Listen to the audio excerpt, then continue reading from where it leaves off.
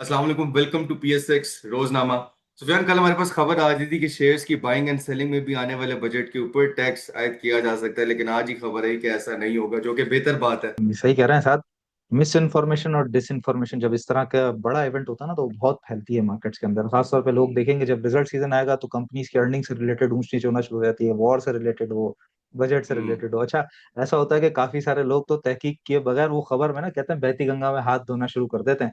लेकिन खैर रात ऐसे ही तक, है। लेट नाइट तक वो मजीद क्लियर हो गया कि भाई ना नॉन लिस्टेड ना लिस्टेड किसी भी तरह की कंपनीज की शेयर्स की कोई ट्रेडिंग के अंदर किसी किस्म का कोई टैक्स नहीं लग रहा। और इस तरह की बात आए भी आपके पास तो फिलहाल आपने इग्नोर करना है, क्योंकि जो मार्केट के लेवल्स हैं वो बड़े इंपॉर्टेंट है। तो इस तरह की मिस इन्फॉर्मेशन और डिस इन्फॉर्मेशन से बेहतर यही होता है कि जो बेहतर जराए हैं, बेहतरीन जराए हैं, सिर्फ उन्हीं पे आप रिलाय करें। डिस इन्फॉर्मेशन की तरफ ना जाएं। आपका फैसला साजी जो है वो उसकी वजह से मुतासिर ना होनी चाहिए। तो कोई खबर आए भी तो उसकी तस्दीक करनी बहुत जरूरी होती है। ऐसी बजट की सूरत में वैसी बहुत सी खबरें आ रही होती हैं आपके सामने। बजट के हवाले से भी अब 5 जून को नहीं है, यही खबर आ रही है कि अब या 8 या 12 जून को होगा, but is yet to be decided. हाँ, ये बात साथ अभी ये है थोड़ा सा कि समझ लीजिए कि ये जो हफ्ता हम समझ रहे थे कि 4-5 दिन की बात है और फिर बजट आ जाएगा, उसके बाद सब ठीक हो जाएगा, तो शायद थोड़ा सा आगे हो सकता है। लेकिन अच्छी बात है जितना पॉलिसी मेकर्स कुछ वक्त ले रहे हैं, कोई बुरी बात नहीं होगी इसके अंदर। ज़ाहिर है बजट के अंदर कुछ चीजें IMF से कुछ मनवानी भी हैं, कुछ माननी भी हैं। तो अगर 8 को होगा या 12 को होगा, जैसा भी होगा, बजट अगर अच्छा हुआ तो वो सबसे ज्यादा मैटर करता है कि अगर IMF साथ है, स्टेबिलिटी है और IMF के मुताबिक अगर बजट आया है, स्टेबिलिटी है, तो इंशाल्लाह मार्केट विल बी बुलिश। तो मार्केट बहुत पॉजिटिव असर ही लेगी। हाँ, बस ये कि जब तक बजट नहीं आएगा आप थोड़ा हम्म। बहुत फंस फंस के ही चल सकते हैं यहाँ पे। ऐसे ही है, लेकिन आज का ट्रेडिंग सेशन कुछ बेहतर था कल के मुकाबले। हम देखें, कल सेलिंग ज्यादा थी, लेकिन आज कुछ बाइंग हमें मार्केट में नजर आई है। बिल्कुल ऐसे के साथ कल हम बात कर रहे थे। परसों से अगर मैं लेके चलूं तो परसों आपको बताया गया प्रॉफिट टेकिंग का, हम्म। कल बताया गया बाइंग ऑन सपोर्ट का। तो आज बिल्कुल सपोर्ट के करीब मार्केट खुली खड़ी हुई थी सारा दिन ही। उसी तरह हमने देखा कल जब बात कर रहे थे तो आपसे यही बता रहे थे कि भाई जो इंडेक्स है वो बेसिकली ज्यादा गिरा, स्टॉक्स उतना ज्यादा गिरे नहीं। हम्म। और इसी तरीके से आज भी सेम सिचुएशन हुई है।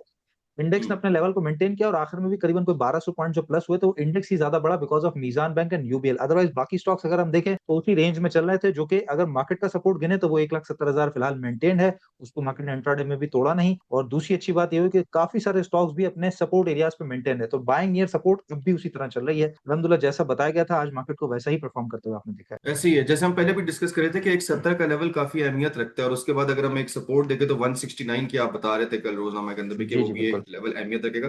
तो आज अगर हम टेक्निकल लेवल्स में आए चार्ट पे, क्या सूरत है? बिल्कुल साहब, बिल्कुल 169,500 का जो सपोर्ट जोन है उसके बारे में कल हम हम्म। आपसे डिस्कस कर रहे थे कि ये एक बहुत इंपॉर्टेंट स्टॉप लॉस समझ लीजिए कि रहेगा मार्केट का, कि जहां पर अगर वो तोड़ के नीचे क्लोजिंग दे दी मार्केट ने तो फिर उसके बाद थोड़ी सी पोजीशन हम मजीद देख सकते हैं, नीचे की तरफ कुछ खराबी आ हम्म। सकती है। लेकिन वो नीचे सपोर्ट पे बाइंग का मौका हुआ। फिलहाल के लिए हम्म। देखिए, ये बैंड हमारा पुराना बना हुआ है। ये जो आप रेक्टेंगल बॉक्स देख रहे हैं ये पहले का बना हुआ है। अभी से चार्ट के अंदर कोई किसी किस्म की छेड़छाड़ नहीं है। अगर आप पिछला काफी दिनों से फॉलो कर रहे हैं हमें तो ये आपको नजर आ रहा होगा। और बिल्कुल एग्जैक्ट उसी सपोर्ट पे आज मार्केट थोड़ा सा पलटी है। ऊपर से कुछ सेल ऑफ आया है, जैसा मैंने कहा कि इंडेक्स बढ़ा हुआ था। जहां तक वॉल्यूम की बात रही तो वो ग्रेजुअली कम ही है। लेकिन ओवरऑल ऑल इन ऑल अगर मैं कहूं तो स्टॉक्स की तरफ से जितने स्टॉक्स थे, चाहे FFC हो, चाहे SSGC हो, चाहे निशात मिल्स हो, लकी सीमेंट हो, SNGP हो, सर्ल पाकिस्तान हो, नेशनल रिफाइनरी हो, सब ने अपने सपोर्ट जोन को मेंटेन किया हुआ है। तो बहुत अच्छा मौका है बजट से पहले जो लोग एक्यूमुलेशन करना चाहते थे, you can buy right there, it's the right time. ऊपर की तरफ फिलहाल के लिए 172,500, देन 174,500, 174,500 जो कि ये लेवल है, बेसिकली ये टूटेगा तो फिर 182 तक मार्केट मजीद बुलिश हो जाएगी। सुफियान, कुछ लोग प्री बजट रैली भी एक्सपेक्ट कर रहे थे कि बजट के आने से पहले कोई मार्केट कुछ रैली दिखाएगी। जिस तरह ओपनिंग हुई हफ्ते की, उसमें तो हमने कुछ ऐसा नहीं देखा। पहला हम्म। ही दिन तक है, टू अर्ली टू से। लेकिन आज मार्केट ने कुछ अपना मोमेंटम दिखाया है, तो कुछ लगता है कि जी अगले 3 दिनों के साथ अंदर ऐसा कुछ हुआ। दिखेगी। हाँ, बात बात आप बिल्कुल ठीक कर रहे हैं। और जो लोग एक्सपेक्ट कर रहे थे, खैर मैं खुद भी कह रहा था जून विल बी हम्म। बुलिश, और जून अभी बुलिश रहेगा। जाहिर है अभी तो 2 दिन ही हुए हैं जून में, तो अच्छा खासा दिन अभी बाकी है। लेकिन हम्म। प्री बजट रैली के बारे में आप बिल्कुल ठीक कर रहे हैं। बट हुआ क्या कि मंडे के सुबह जो खबर आई इस पे GST 19% करने की बात की गई थी, वो समझ लीजिए कि वो थोड़ा सा अनस्टेबल वाली चीज होती है। तो मार्केट थोड़ा सा कॉशियस अप्रोच की तरफ चले जाती है, नथिंग एल्स। तो इसलिए अब मार्केट अगर आप देख रहे हैं तो बजट को लेकर अब स्पेकुलेशन थोड़ी सी बढ़ गई ना। पहले पॉजिटिव सेंटीमेंट ज्यादा था बजट को लेकर, अब थोड़ा समझ लीजिए कि हम्म। न्यूट्रल टू पॉजिटिव है। तो न्यूट्रल साइड पे भी ज्यादा है। तो इसलिए मार्केट जरा कॉशियस साइडवेज इस तरह चलती हुई नजर आएगी। With in the sector, with in the stock wise आपको बुलिश मोमेंटम नजर आता रहेगा। लेकिन ओवरऑल मार्केट में कहें तो अगर वो शायद साइडवेज इसी तरह कंटिन्यू। बजट के हवाले से हमारे पास जो ऑथेंटिक खबरें हैं उस पर भी इंशाल्लाह डिस्कशन करेंगे आगे सेक्शन के अंदर हम अपने। ऑयल की सिचुएशन क्या बता रहा है? जियोपॉलिटिकली चीजें थोड़ी सी डिस्टर्ब भी हुई हैं, तो ऑयल जी जी। ने कैसा अकॉर्डिंगली रिएक्ट किया? ऑयल पे तो साथ कल हम बस हफ्ता नामा सॉरी अपना रोजनामा खत्म करके बस जब घर पहुंचे उसके बाद ऑयल ने क्या झटका लिया ऊपर $93-94 तक। और उसके बाद हमारा जो हम्म। रेजिस्टेंस है वो बस क्रॉस हुआ और अगले ही ही घंटे के अंदर फिर वो वापस नीचे भी आ गया, और अब आप देखें अपना जो रेजिस्टेंस है उससे नीचे की तरफ ट्रेड कर रहा है। होता क्या है बेसिकली, इस तरह के जो बाउंस बैक है, मैं ऑलरेडी आपको बता भी चुका था कि जिस लेवल के ऊपर मार्केट है, कहाँ 97 या 104 से वो 87-86 डॉलर पे है, तो वहां पे 3-4 डॉलर ऊपर नीचे होना, 5-7 डॉलर ऊपर नीचे होना, it's a dead cat bounce. ये सिर्फ बाउंस ही है, मैं इसको बुलिश साइड पे नहीं कहूंगा अंटिल 97 क्रॉस करके ऊपर ट्रेड कराना शुरू कर दे। फिलहाल के लिए ऑयल उसी जोन में है। हाँ, 90 का सपोर्ट जोन चूंकि साइकोलॉजिकल बैरियर है वो फिलहाल पकड़ा हुआ है। थोड़ी देर पहले की अगर मैं बात करूं तो 90 का ही लो लगाया था, अभी उसी जोन में है। जहां तक बात रही वॉल्यूम्स की, तो उसी तरह लो साइड पर है। आरएसआई थोड़ा सा पिछले दिन देखे आप काफी ज्यादा बुलिश हुआ था, अब जरा साइडवेज में, तो ऑयल मोस्ट प्रोबब्ली इसी एरिया को अब मजीद थोड़ा सा कंटिन्यू कर सकता है। जहां पर अगर हम देखें तो पिछले दिन से काफी सारे कैंडल्स बन चुके, तो इस जोन को मजीद कंटिन्यू होता हुआ हमें अब यहाँ पे जो चीज ऊपर हो रही थी अब शायद शायद नीचे की तरफ होगी 93 से 87-85 के दरमियान। ऐसे ही ऑयल को लेके एक सेंटिमेंट और जियोपॉलिटिकल सिचुएशन को लेके जो एक ऑयल की तरफ एक सेंटिमेंट है वो तो एक तरफ है, लेकिन अगर हम इकोनॉमी के हिसाब से भी देखें तो ये कुछ लोग कह रहे थे कि एक न्यू नॉर्मल भी कहा जा सकता है, लेकिन एक न्यू नॉर्मल होगा नहीं, क्योंकि हमारे एक इम्पोर्ट बिल पे एक इम्पैक्ट है। अगर 90 से 100 के बीच में भी ऑयल ट्रेड करता है, इवन 80s के बीच में भी करता है, तो वो इतना हेल्दी नहीं है हमारी इकोनॉमी के लिए। हमारी बहुत ज्यादा रिलायंस है एलएनजी प्रोडक्ट्स पे और पेट्रोलियम प्रोडक्ट्स के ऊपर। बजट के हवाले से भी कुछ खबरें आ रही हैं, उनको भी डिस्कस कर लेते हैं। सबसे पहले तो जी पीएचडीपी एलोकेशन जो है वो कहा जा रहा है कि 1.3 ट्रिलियन जो है एलोकेट किया जाएगा पीएचडीपी फंड को, जबकि रिक्वायरमेंट जो है वो 4.1 ट्रिलियन कही जा रही है, जो कि एक शॉर्टफॉल है। देखें कि आगे चीजें कैसे अनफोल्ड होती हैं, लेकिन अगर फेडरल डेवलपमेंट की तरफ से पीएचडीपी फंड अगर कम एलोकेट होगा तो ऑफ कोर्स एक इकोनॉमिक एक्टिविटी कुछ टाइम के लिए स्लो तो होगी, लेकिन आईएमएफ के फिस्कल डिसिप्लिन में जाने के लिए मेरा ख्याल है ये जरूरी भी होगा। तो देखते हैं, गवर्नमेंट आगे 4% जीडीपी ग्रोथ टारगेट भी कर रही है, लेकिन चैलेंजेस जो है मजीद फेस किए जा सकते हैं। लेकिन अभी भी मैं कहूंगा कि जब बजट आएगा उसके बाद ही आईएमएफ की जो शरायत है उनको सामने रख के एक फिस्कल डिसिप्लिन के साथ बजट आएगा तो चीजों के साथ मैं ख्याल है ज्यादा क्लैरिटी आएगी। क्या ख्याल है? साथ पीएचडीपी का जो फंड है ना, वो बस खाता पूरा करने के लिए या खाना पूरी करने के लिए होता है। ये जो हम्म 4.1 ट्रिलियन की आप बात कर रहे हैं, हम्म 1.1 ट्रिलियन है ना, अगर ये भी यूज हो जाए ना तो बहुत बड़ी बात है। कभी भी मैंने इतना यूज हम्म होते हुए देखा नहीं है। इसमें से आप समझ लीजिए कि जब भी क्या होता है कि पीएचडीपी फंड जो है ना अच्छा खासा एलोकेट किया जाता है, उसमें से हम्म आधा या 60% यूज किया जाता है, बाकी जितना है ना 30-35%, 40% हम्म वो बजट डेफिसिट पूरा करने के लिए कुछ कुछ चंक्स के अंदर निकाला जा रहा होता है। यहाँ से कट डाउन करके वहां पे हम्म भरपाई है वो की जा रही होती है, दैट्स इट। और कुछ भी ज्यादा होता नहीं है मुल्क के अंदर। ज्यादा तरक्याती काम बहुत चल रहे हैं, कंटिन्यू चल रहे हैं। हम कराची के अंदर देखते हैं, बाकी शहरों में देखते हैं, बड़े जितने हम्म। सिटीज हैं वहां पे चल रहे हैं। बट जितना फंड एलोकेट किया जाता है हमेशा, मैंने तो पिछले जब से मैं फॉलो कर रहा हूँ मैंने यही देखा है कि वो उसके अंदर से कुछ ना कुछ कट ऑफ करके अपना बजट डेफिसिट पूरा करने के लिए ही इस्तेमाल किया जाता है। ऐसे ही है, लेकिन दूसरी तरफ हमारे पास डेट सर्विसिंग ऑब्लिगेशंस भी तो है ना, उनको भी हमने देखना है कि सिर्फ एक साइड नहीं है इसके। दो तीन डिफरेंट चीजें होती हैं जिनको देखना होता है एट वन टाइम। जी जी रिफाइनरी की तरफ से भी हमारे पास खबर आ रही है कि रिफाइनरी की जो अपलिफ्ट है वो 7% जो है कम हो गई है, ओवर द टाइम डिक्लाइन हुई है। जी जी। अब वो क्योंकि वो कंपनी के पास पेट्रोल के जखायर भी मौजूद थे पहले के, उन्होंने जो लिए हुए थे वो भी नीचे रेट पे थे, तो अब वो ऊपर भी बिक रहे हैं, तो उस तरह उनके ऊपर विंडफॉल टैक्स वगैरह भी लगना और बाकी सारी चीजें, ये तो सिलसिला ऐसे चल ही है। रहा होता है। अगले महीने फिर थोड़े से कुछ बेहतर हो जाएंगे, फिर कुछ नीचे हो जाएंगे, तो इस तरह ये रिफाइनरीज की अपलिफ्टमेंट वगैरह ये चलता रहता है ऊपर नीचे। हाँ, लेकिन अगर हम ईयर ऑन ईयर देखें तो फिस्कल ईयर 26 में ये 10.4% अप है लास्ट ईयर से जी अगर जी हम बिल्कुल कंपेयर करते हैं। बिल्कुल बिल्कुल ऐसे। लेकिन ऑफ कोर्स अच्छा, अपलिफ्ट के सवाले से मैं ये भी बता रहा हूँ, जितने भी पेट्रोलियम प्रोडक्ट्स और ये चीजें होती हैं जो रिफाइनरीज वाले और मार्केटिंग कंपनीज लेती हैं, उस प्रोडक्टिविटी को और उस चीज को हम अपलिफ्ट कहते हैं, जो कि रिफाइनरीज की होती हैं। और अभी देखें आगे किस तरह बजट के बाद भी चीजें किस तरीके से बेहतरी की तरफ जाती हैं, वो तो तभी हमें चीजों की तरफ से ज्यादा जो है क्लैरिटी मिलेगी। तो वैन आज की टॉपिक्स हमारे पास क्या है उनको डिस्कस कर लेते हैं। साद टॉपिक हमारे पास एक ही है आज, सर्ल्ड पाकिस्तान। उसी को हम हम्म डिस्कस कर लेते हैं कि सर्ल्ड पाकिस्तान का चार्ट हमसे क्या कह रहा है, फिर इंशाल्लाह जो है वो ऑडियंस के जो सवालात हैं उसकी तरफ हम बढ़ जाएंगे। हम्म तो सर्ल्ड हम्म पाकिस्तान के अंदर फिलहाल तो साथ सिचुएशन जो है वो काफी बेहतर कुछ नजर आती है, कि जहां पर अगर ये बॉटम से फिर बॉटम अगर देखें हम, ये काफी हम्म सारे जो बॉटम थे जंग के दौरान भी इसने अच्छे खासे सस्टेन किए। जहां पर फिलहाल हम्म अभी अगर रिसेंट जो इसका हाई लगा था करीबन 99 रुपीज का, तो वहां से एक ट्रेंड लाइन गिर रही है जिसमें ऑलमोस्ट जो ब्रेकआउट है वो 92 रुपीज पे, 92 रुपीज के बाद ये सीधा वापस 99 को टच करता हुआ हमें नजर आ सकता है। तो इस पर आप लोगों ने खास हम्म ध्यान रखनी। वॉल्यूम्स बिल्कुल थोड़े से बढ़ने के बाद साइडवेज में है, आरएसआई बिल्कुल न्यूट्रल है, तो कोई खास गिरावट या बढ़ने की बात नहीं है इसके अंदर। थोड़ा थोड़ा इसी रेंज में एक्यूमुलेट करेंगे। बेहतर रेट एक्यूमुलेट करने का आफ्टर 9150 92 ज्यादा बेहतर हो सकता है, जहां पर 99 का पहला टारगेट एरिया है। और अगर चैनल टॉप देखें तो करीबन 137 138 ये हम्म चैनल का टॉप बनता है, तो बहुत अच्छा इसके ऊपर गेन मिल सकता है ऊपर। और नीचे की तरफ अगर बात करें कि स्ट्रिक्ट स्टॉप लॉस कहाँ होगा, तो वो 83 रुपीज से नीचे नीचे का स्ट्रिक्ट स्टॉप लॉस होगा। तो इस तरह आप काम कर सकते हैं स्टार्ट पाकिस्तान के अंदर।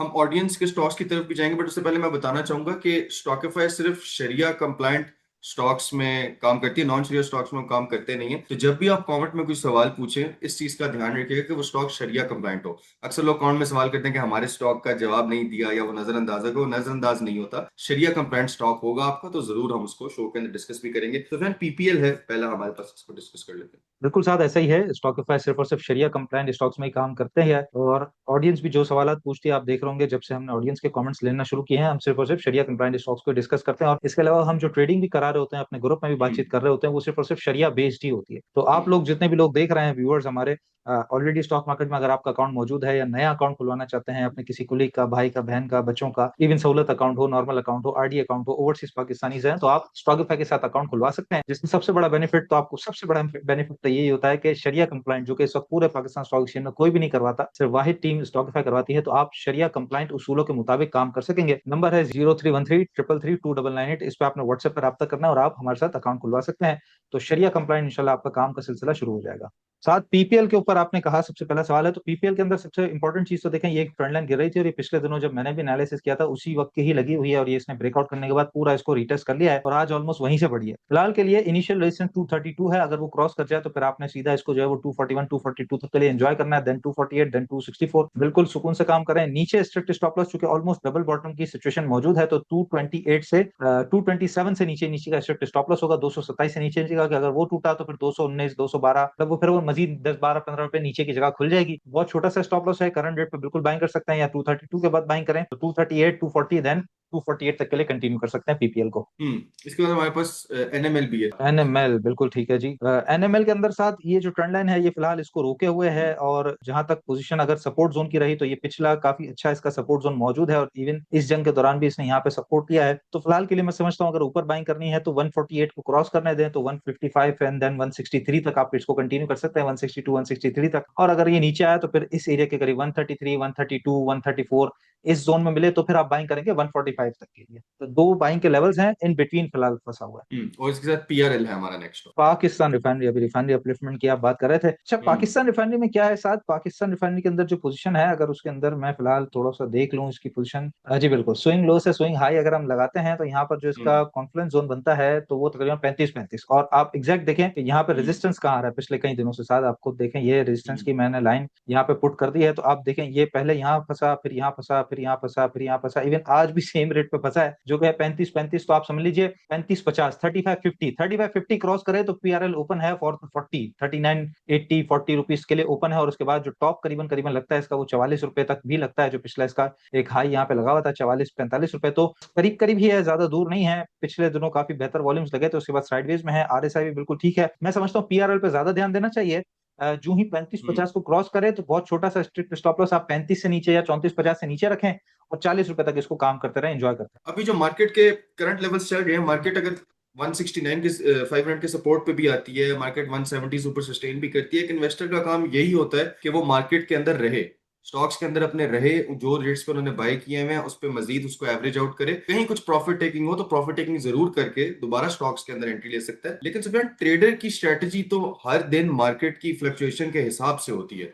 तो अगले 3 दिन के लिए रोज एक नई सूरत हाल होगी मार्केट की, तो अगले 3 दिन के लिए क्या स्ट्रेटजी होगी ये भी जरा बताइए। अच्छा, आपने बात बिल्कुल अच्छी कही और बिल्कुल दुरुस्त कही कि ट्रेडर हम्म, की हर दिन मार्केट के बदलते हालात के हिसाब से उसकी स्ट्रेटजी बदल रही होती है, क्योंकि हम्म, ट्रेडर उतरता चढ़ता रहता है, काम रोजाना हम्म, करता है, रोजाना ही काम करने हम्म, वाले को ट्रेडर कहा जाता है। अब उसमें स्विंग भी शामिल है, बाय टुडे सेल टुमारो भी शामिल है, हम्म, ट्रेडिंग हर तरह की, मतलब वो उसके लिए उतार चढ़ाव मार्केट का हम्म, बड़ा इफेक्ट करता है, हम्म, इम्पैक्ट करता है। लेकिन इस तरह की जो मार्केट है, जैसे वॉर के दरमियान फंसी हुई मार्केट है, या बजट के दौरान हम देख रहे हैं कि एक खबर के बाद थोड़ा सा कंस्ट्रेंड है मार्केट, थोड़ी सी अपने सपोर्ट जोन को मजीद मजबूत करने की जा रही है, जो कि मार्केट के लिए इवेंचुअली बेहतर ही रहेगा।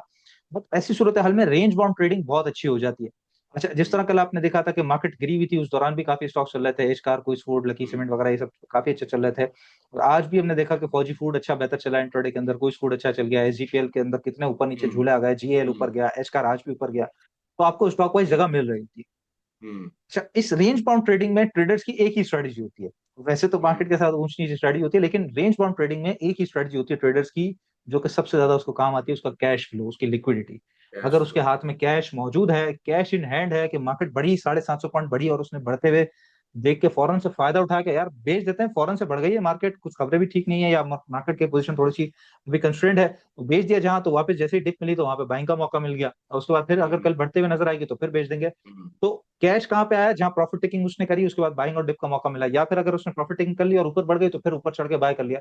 इस वक्त जो हम्म, सबसे बेहतरीन स्ट्रेटेजी रहेगी वो एटलीस्ट 50% कैश आपके पास होना चाहिए, जितने भी ट्रेडर आते हैं, यानी कि एनी टाइम आपके पास 50% कैश अगर खाली है, 40-50% कैश खाली है, तो हर तरह की अपॉर्चुनिटी, चाहे वो ऊपर की तरफ हो, रेजिस्टेंस क्रॉस करके हम्म, मजीद ऊपर चले जाए, मार्केट रेजिस्टेंस क्रॉस ना कर पाए और नीचे आ जाए, या फिर जो आपका स्टॉक है उसको आप शिफ्ट कर लें किसी दूसरे स्टॉक, हर तरह का काम आप कर सकते हैं अगर आपके पास कैश इन हैंड वाली स्ट्रेटजी इस वक्त मौजूद है। काम करते रहें, कल भी बता रहा था मार्केट में कोई किसी किस्म की प्रॉब्लम नहीं है, आज आपने देख लिया कल 3000 पॉइंट गिरने के बाद आज मार्केट बिल्कुल स्टेबल हो गई, कल परसों तरसों भी अगर स्टेबल रहती है तो कोई प्रॉब्लम वाली बात नहीं है, स्टॉक वाइज काम मिलता रहेगा, सिर्फ शर्त यह है कि कैश इन हैंड होनी चाहिए। Cash is king. Cash yes, होगा तो कैश हम is king, selected of stocks course, के ऑफ अंदर कोर्स, भी काम ऑफ कर कोर्स, सकेंगे। Of course. जी, ये था आज का पीएसएक्स रोजनामा। उम्मीद आपको पसंद आया होगा। कोई भी आपका सवाल हो शरिया कंप्लाइंट स्टॉक्स से रिलेटेड तो कमेंट्स में जरूर ड्रॉप कीजिएगा। इंशाल्लाह आपसे मुलाकात होगी कल नेक्स्ट एपिसोड के अंदर। तब तक के लिए मुझे और सुफियान को इजाजत दीजिए। अल्लाह हाफिज।